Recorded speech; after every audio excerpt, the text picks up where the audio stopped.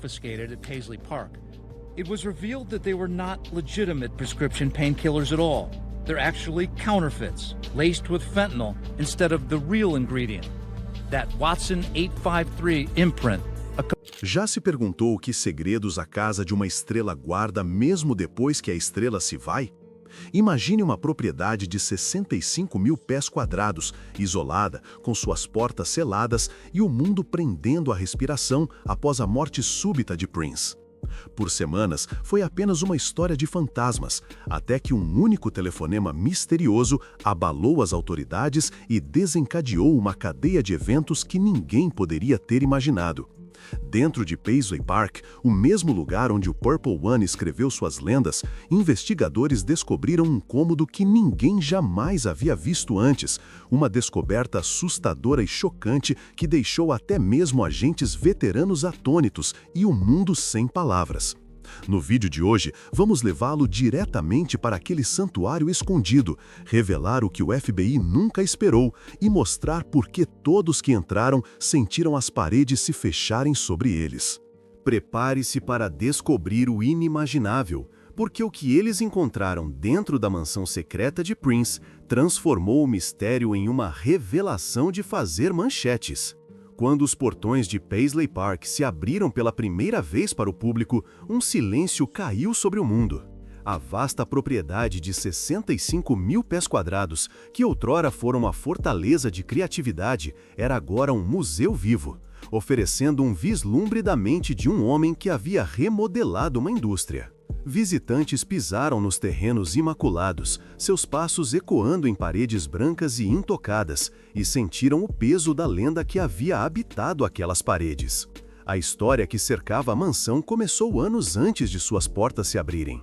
Em 1987, no tranquilo subúrbio de Chanhassen, Minnesota, Prince Rogers Nilsson decidiu criar seu próprio reino, longe dos confins do negócio da música tradicional. Ele encomendou ao arquiteto Brett Tony o projeto de um lugar que seria tanto um santuário quanto um estúdio, um lugar onde arte e vida se fundiriam perfeitamente.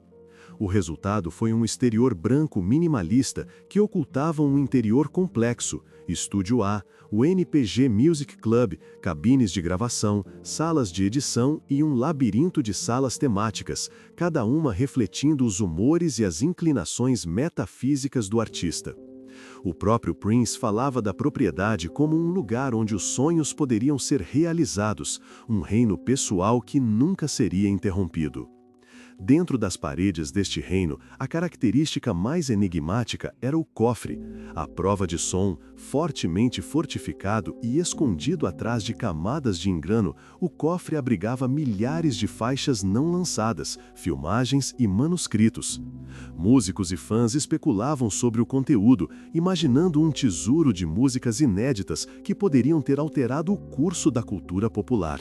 No entanto, para aqueles próximos ao artista, o cofre era um domínio privado, um lugar onde Prince podia se retirar e trabalhar em isolamento, um espaço que ele guardava ferozmente contra todos, exceto alguns poucos selecionados. O dia em que a propriedade foi selada em silêncio começou com uma tragédia súbita. Em 21 de abril de 2016, um membro da equipe encontrou Prince inconsciente em um elevador em Paisley Park. Ele foi encontrado com um frasco de comprimidos que continha fentanil, um opioide sintético 50 vezes mais forte que a heroína, mal rotulado como hidrocodona. Ele havia morrido antes que os socorristas pudessem alcançá-lo. A autópsia confirmou a causa da morte como overdose acidental. Sua morte enviou ondas de choque por todo o mundo. Não foi apenas a perda de um superstar, mas o fim de uma era que parecia ter existido fora dos parâmetros ordinários da fama. Investigações foram imediatamente iniciadas. O gabinete do xerife do condado de Carver, juntamente com a DEA e o gabinete do procurador do ZEUA, vasculharam a propriedade em busca de pistas. Eles apreenderam registros médicos, dados telefônicos e até tentaram identificar médicos prescritores ou fornecedores. Frascos de comprimidos foram descobertos em lugares improváveis, dentro de frascos de aspirina, envelopes selados. Contudo, nenhuma receita legal para o fentanil pôde ser encontrada. Perguntas surgiram. Como as drogas entraram no sistema de Prince? Quem as havia fornecido? Nos anos que se seguiram, nenhuma acusação criminal foi apresentada. Em 2018, a investigação foi encerrada, com os promotores admitindo que a fonte dos comprimidos falsificados permaneceu indeterminada. A propriedade, antes um lugar de luz e criatividade, tornou-se uma cena de crime. Seus cômodos caíram em silêncio, seus segredos se apertando como um nó que ninguém conseguia desvendar. No entanto, a história não terminou com o encerramento da investigação. Rumores, sussurros e teorias multiplicaram-se como as notas em uma composição de Prince, complexos, em camadas e às vezes dissonantes. O primeiro indício de um novo mistério surgiu não do olho público, mas de um telefonema anônimo às autoridades locais. A chamada sugeria que alguém ainda estava dentro do complexo selado, uma presença que não deveria existir em uma mansão trancada por anos.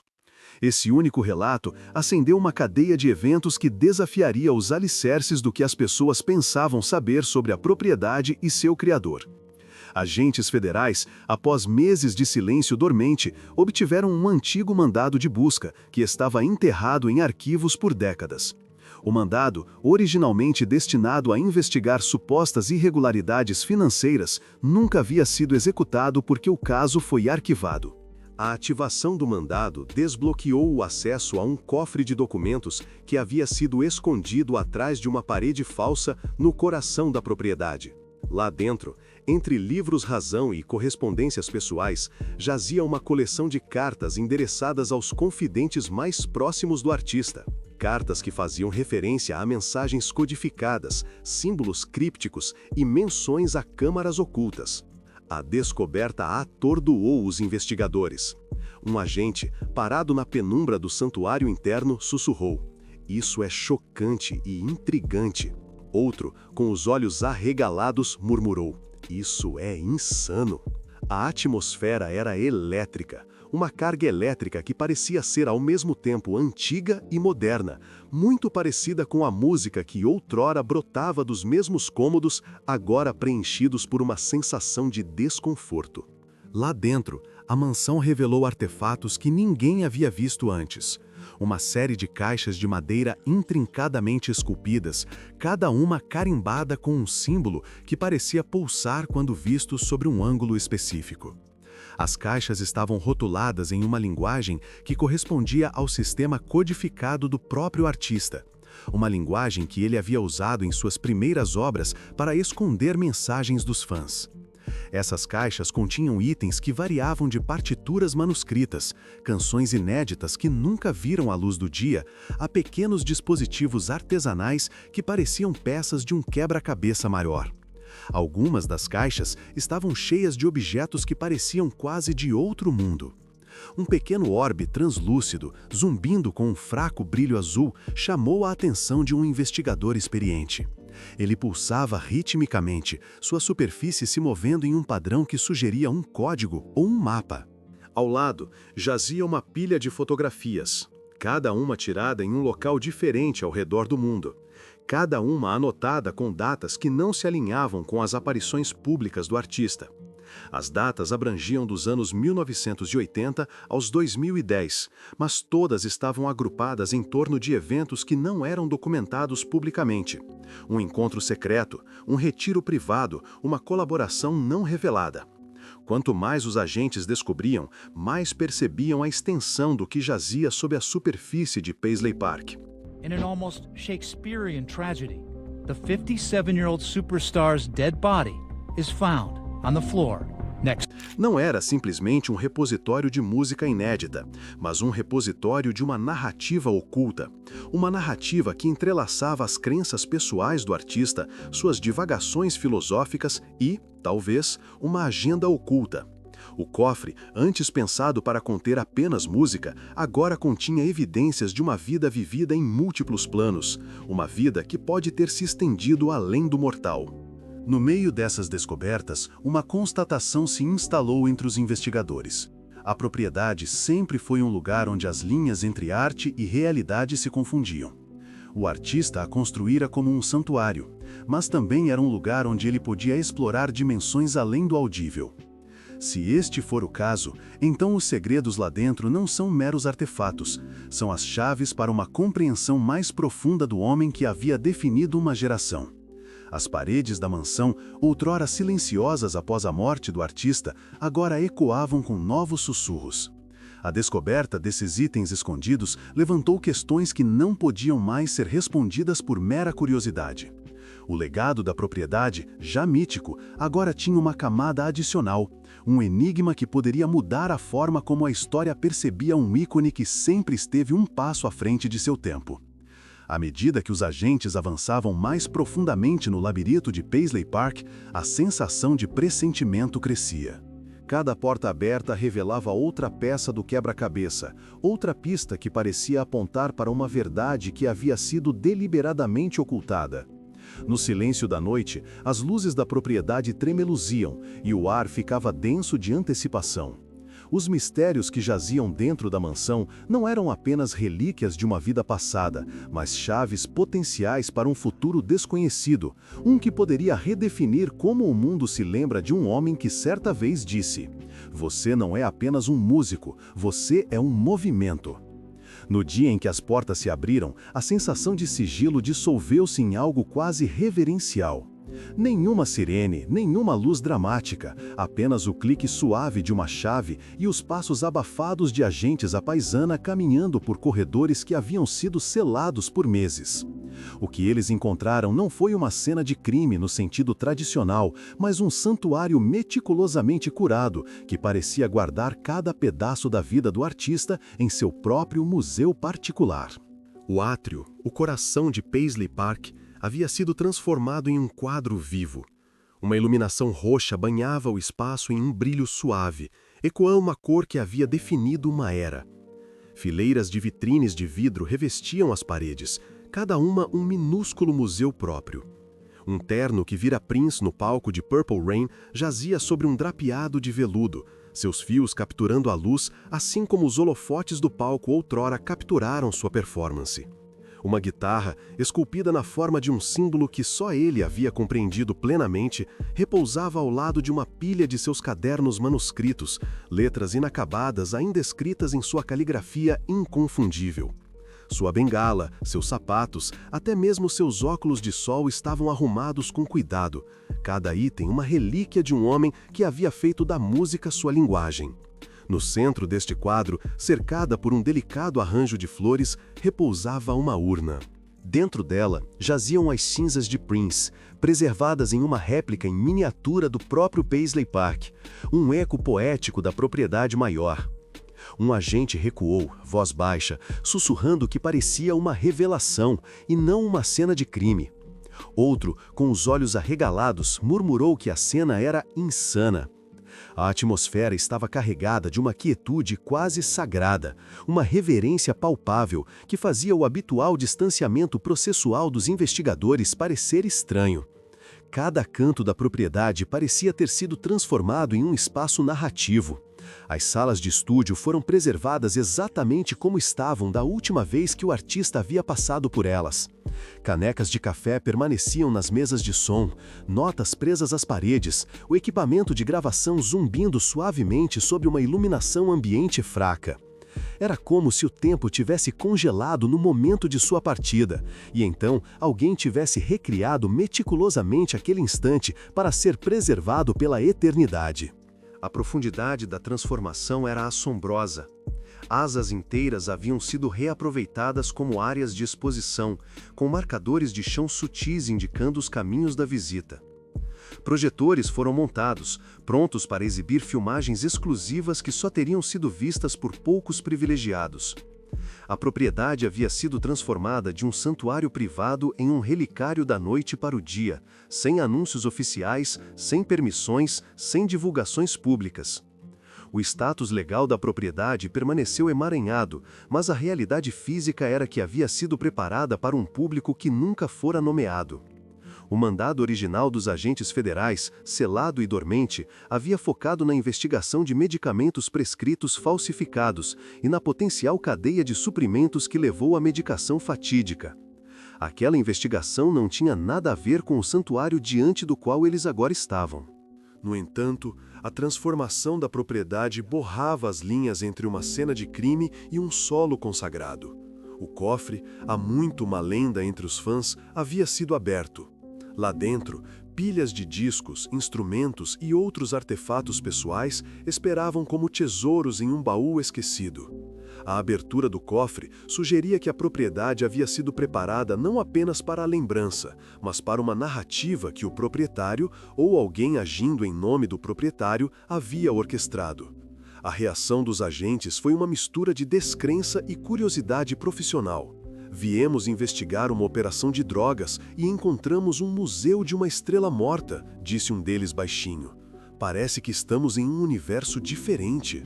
Eles também foram forçados a confrontar a questão da propriedade e da legalidade da transformação. Quem tinha o direito de transformar este espaço privado em um santuário? Isso havia sido feito com a permissão dos representantes legais da propriedade? Ou alguém interveio para preservar um legado sem consentimento? A presença de uma equipe de restauração ativa havia sido notada meses antes, mas agora parecia que essas equipes haviam completado uma tarefa monumental. As instalações de vidro, os marcadores de chão, os cômodos preservados, tudo apontava para um esforço orquestrado. E, no entanto, a ausência de qualquer documentação oficial levantava questões. Se o status legal da propriedade ainda estava em inventário, quem tinha autoridade para iniciar uma restauração tão abrangente? Quem havia autorizado a exibição das cinzas de Prince em uma réplica da propriedade? Essas perguntas não respondidas alimentaram um mistério mais profundo. Os agentes especularam que o santuário poderia ter sido criado por alguém próximo ao artista, talvez um colaborador ou um parceiro secreto que havia compreendido a linguagem codificada do artista e as mensagens ocultas em seu trabalho. Os artefatos no cofre, as caixas intrincadamente esculpidas, o orbe translúcido zumbindo com um fraco brilho azul, tudo isso indicava uma narrativa que ia além da música. Eles sugeriam uma vida vivida em múltiplos planos, uma vida que poderia ter incluído agendas ocultas e redes clandestinas. À medida que os agentes se moviam pelo espaço, notavam os detalhes sutis que haviam passado despercebidos na narrativa pública. A colocação de uma única fotografia em uma parede, o ângulo exato de uma luminária, o leve cheiro de lavanda no ar, tudo contribuía para uma atmosfera que parecia viva, respirando. Era como se a própria propriedade tivesse se tornado uma entidade que se lembrava do artista, e não apenas o mundo que o havia esquecido. No final, a descoberta lhes deixou mais perguntas do que respostas. O santuário havia se tornado um testemunho vivo de um ícone cuja vida havia sido tão complexa quanto celebrada. A propriedade, antes um lugar de energia criativa, agora se erguia como um monumento ao mistério, à memória e ao poder duradouro de uma lenda. Os agentes, treinados para resolver crimes, encontraram-se diante de um legado que ainda estava em processo de ser decifrado. The same as a regular pill. And see, that's the danger, because you don't know what you're getting. You're getting a potential death pill. A investigação, que havia começado com um medicamento prescrito e um mandado selado, havia se transformado em uma jornada ao coração de um artista, cujos segredos foram finalmente, ainda que brevemente, revelados no brilho silencioso de Paisley Park. Na noite em que os agentes entraram no brilho fraco de Paisley Park, encontraram mais do que um museu. Encontraram um cofre de música inédita, manuscritos e uma pilha de fitas de estúdio que pareciam pulsar com ritmos inauditos. Cada capa rachada e folha quebradiça sussurrava o gênio de um homem que nunca havia permitido que sua obra emergisse plenamente aos olhos do público. Era como se a propriedade tivesse sido preparada por uma mão invisível, transformando o santuário privado em uma cápsula do tempo curada sem uma única aprovação judicial. Meses depois, documentos judiciais foram discretamente redesenhados. A propriedade, ainda em inventário, de repente parecia ter um novo guardião, a Graceland Holdings, a mesma entidade que havia gerenciado o legado de Elvis Presley. Em um processo notavelmente rápido, a empresa assumiu o comando, prometendo honrar o espírito do artista enquanto navegava pelo labirinto legal de controle, propriedade intelectual e disputas familiares. A transformação de um refúgio pessoal em um museu público não foi apenas uma homenagem. Parecia, para alguns, um cofre cuidadosamente escondido que poderia salvaguardar material muito sensível para exibição aberta. Rumores circulavam de que, por trás das exibições polidas, jaziam cômodos escondidos atrás de painéis secretos, escondendo diários pessoais, gravações inéditas e até documentos que poderiam ter iluminado os últimos dias do artista. Embutidos no reino digital estavam arquivos criptografados, paredes de dados que nem mesmo a criptoanálise mais avançada poderia violar. Que segredos eles guardavam? Eram simplesmente faixas não masterizadas, ou confissões, ou evidências que poderiam reescrever a narrativa de seus últimos anos? A ideia de que Paisley Park era menos um santuário do que uma fortaleza de verdades esperando para vir à tona, adicionou uma camada de intriga que atiçou a curiosidade de cada fã. Quando as portas finalmente se abriram em 6 de outubro de 2016, um dia nublado e tranquilo preparou o palco para uma peregrinação emocional.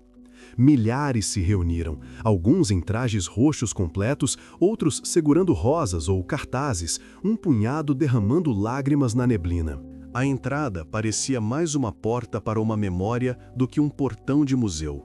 Lá dentro, os visitantes foram guiados pelo Estúdio A, um espaço que havia dado origem à criação de álbuns como Sign of the Times e Musicology. O cômodo permaneceu quase intocado. Os consoles analógicos, os discos de vinil, as cadeiras de estúdio gastas, cada um ecoando o pulso criativo que outrora preenchera o ar. Em seguida, o cofre de guarda-roupa abriu suas portas. Jaquetas de paetês, blusas com babados, botas de salto e um espectro de acessórios. Cada item uma história visual desde os primórdios até o icônico show do intervalo do Super Bowl. Fãs ficaram maravilhados, tocando tecidos que outrora adornaram o palco, sentindo o peso da história tecida em cada ponto. O NPG Music Club, convertido em espaço para eventos, e a cafeteria, onde reuniões da banda haviam acontecido, foram preservados como artefatos vivos de colaboração e camaradagem. Salas de projeção exibiam filmagens raras de shows, momentos dos bastidores e vídeos inéditos.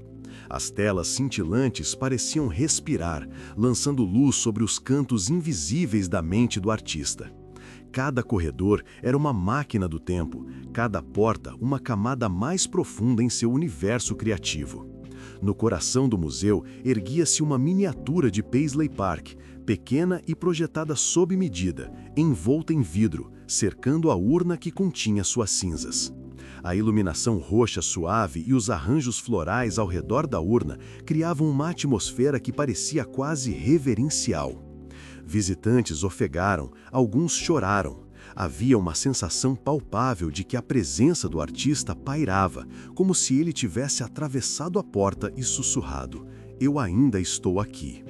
No entanto, por trás da fachada celebratória, as batalhas legais da propriedade continuavam. Direitos de gestão, controle de propriedade intelectual e operações diárias da instalação tornaram-se pontos contenciosos entre membros da família e representantes legais. A questão central pairava no ar. O artista teria desejado isso? Alguns associados próximos argumentaram que a privacidade obsessiva de Prince e o acúmulo de material inédito o teriam deixado desconfortável com um museu público. Outros acreditavam que ele havia imaginado Paisley Park como um legado vivo, um lugar onde sua música poderia continuar a ressoar além de sua vida. O debate foi intensificado pela revelação de que a transformação havia sido tão suave, tão meticulosamente orquestrada, que parecia espelhar um projeto deixado pelo próprio artista. Críticos questionaram a comercialização do legado, enquanto fãs sentiram que o museu oferecia um vislumbre sem precedentes do gênio por trás do mito. A presença da urna, a replicação exata da propriedade dentro da exposição, a meticulosa preservação dos artefatos de estúdio, tudo parecia quase como se Prince tivesse orquestrado sua própria narrativa póstuma. Se isso foi um ato intencional ou uma coincidência estranha, permaneceu parte do mistério. E, enquanto a multidão se dispersava, a pergunta persistente para cada visitante era: se algumas partes deste santuário foram deliberadamente mantidas escondidas, deveriam permanecer assim? Os arquivos criptografados e os cômodos secretos deveriam permanecer trancados nas sombras ou deveriam ser revelados ao mundo? A resposta, talvez, é tão enigmática quanto o próprio artista, em camadas, elusiva e sempre convidando à contemplação. Os pisos polidos e as exposições cuidadosamente curadas do museu escondiam uma segunda camada de intriga, quase clandestina, que sussurrava por seus corredores como uma melodia secreta. Enquanto os visitantes podiam passear pelo Estúdio A e maravilhar-se com os consoles analógicos desgastados que haviam dado origem a clássicos, apenas um punhado recebeu acesso à ala escondida que jazia além do cofre de guarda-roupa, um labirinto de portas que havia sido selado por décadas. A notícia desses cômodos ocultos havia se espalhado como fogo selvagem pela comunidade de fãs, acendendo um frenesi de especulação. Rumores diziam que as paredes estavam forradas com arquivos criptografados, fitas, CDs e drives digitais que continham faixas inéditas, diários pessoais e talvez até a trilha sonora inacabada para o filme que Prince vinha desenvolvendo anos antes de sua morte. A noção de que o músico icônico poderia ter deixado para trás um tesouro de música inédita enviou ondas de choque pela indústria e pela internet igualmente. Guias, após extensa verificação, começaram a escoltar um grupo seleto de visitantes por uma passagem estreita, quase invisível, atrás do armário de armazenamento. A luz fraca tremeluzia sobre as tábuas do assoalho, ecoando os velhos ritmos de uma canção que nunca havia sido ouvida. Lá dentro, fileiras de armários de aço erguiam-se como sentinelas, cada um rotulado com códigos crípticos que não correspondiam a nada no catálogo público do museu. O ar estava denso com poeira e o leve cheiro de vinil antigo, um testemunho de décadas de segredos esperando para serem desenterrados.